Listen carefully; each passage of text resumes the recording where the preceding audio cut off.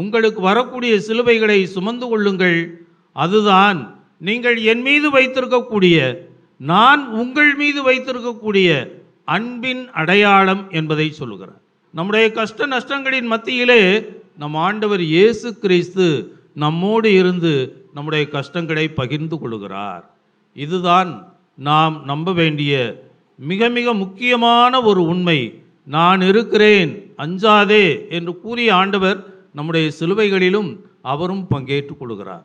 ஆகவே மன உறுதியோடு அந்த ஆண்டவர் இயேசுவை நம்முடைய உள்ளத்திலே ஏற்றி அவர் சொன்ன வார்த்தைகளை நாம் கடைப்பிடித்து நற்செய்தியின்படி நாமும் வாழ வேண்டும் என்பதுதான் இந்த ஆண்டவருடைய முக்கியமான நோக்கமாக இருக்கிறது.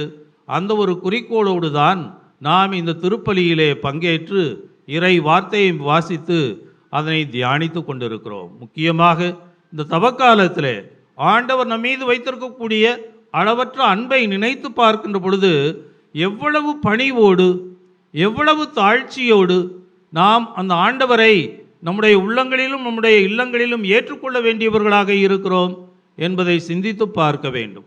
சிலுவை என்றாலே அது தாழ்ச்சியின் அடையாளம், அன்பின் அடையாளம்.